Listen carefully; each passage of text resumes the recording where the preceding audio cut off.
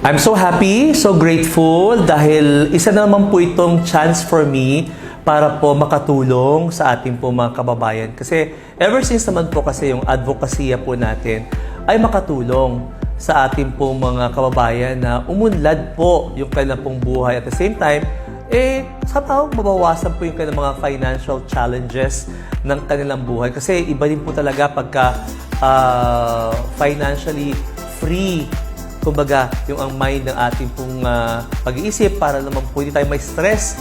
Dahil hindi po biro ang may stress sa panahon na ito. Ito po yung nakakasira ng ating pong selula, nakakatanda, nakakakulubot, nakaka-cancer, nakaka-diabetes, nakaka-hypertension. So, hindi po biro yun. Kaya, natutuwa po ako dahil isa na naman po itong paraan para sa akin ma-share yung aking pong knowledge, yung aking pong expertise, at makatulong po sa ating pong mga kababayan.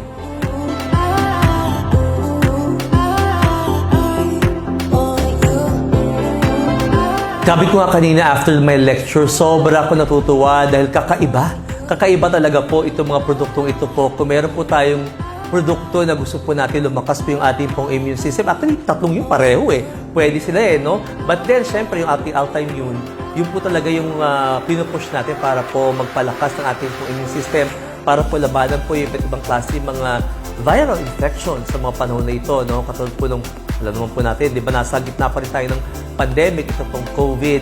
Abay, kung gusto nyo naman po na medyo bumata naman po tayo, mayroon po tayo isa pang Alta product po na makatutulong po sa atin, di ba?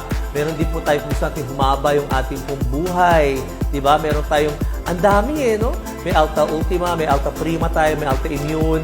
Okay, lahat po naman yan, actually, napakaganda po. Very organic. Lahat po yan ay nakatutulong din po para po sa ating pong kalusugan.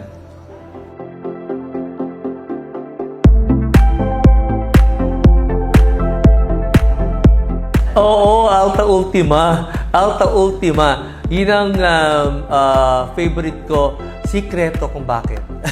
Hindi po. Ay, kasi nga, doon po sa mga produktong iyon ay medyo nakatutulong. I'm not getting any younger. Okay? At yung pong mga nararamdaman ko ay nararamdaman din po ng mga kababayan po natin. Especially po nasa ganitong edad. Okay? Na kung saan medyo nanghihina po tayo, nagkakaroon tayo ng pananakit ng katawan po natin, pananakit ng ulo. At yung pagdating po sa ating pong sexual.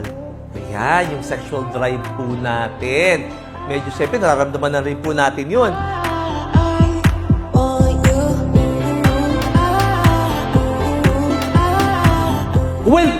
Well, kanina, somehow, I hope I was able to give yung mga pointers, diba, advices, yung ating po mga distributors, yung ating po mga working force po natin. Well, I hope, sana po, mas palawigin pa nila ito pong ating produkto, mas lalo pang marami tayong matulungan, okay? At makapag-invite din tayo na doon sa mga kababayan po natin na gusto rin pong makatulong at umunlad at the same time yung kanilang pong buhay. So, yun ang reason kung bakit bakit ako nandito, para po makatulong somehow in my own little way yung po mga kababayan po natin na magkaroon ng armas, no?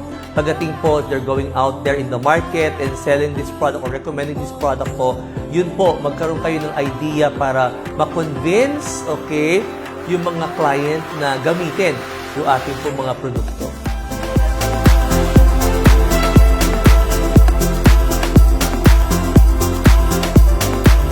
Sa ngayon kasi, katatapos na ng mga teleserye ko, katatapos na nung di ba, dami ko na mga guesting. Right now, I want to focus with We Provide. Okay, gusto ko pa makapag-focus at gusto kong palawigin pa talaga yung reach natin para mas marami pa tayong matulungan.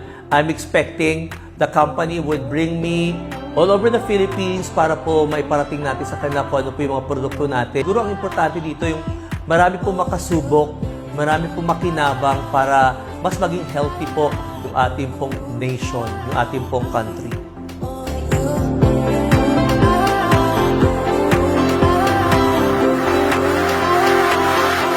Well, an ounce of prevention is better than a pound of cure. It's a very old cliche, no? Ang corny-corny, masyado pong common na yan.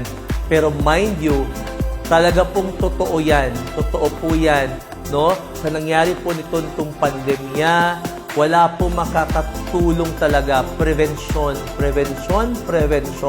At the end of the day, ang tangi po natin pwedeng sandalan, yung ating pong malakas na naturalesa, yung ating pong immune system. Pag malakas po ang ating immune system po, kaya po natin talunin.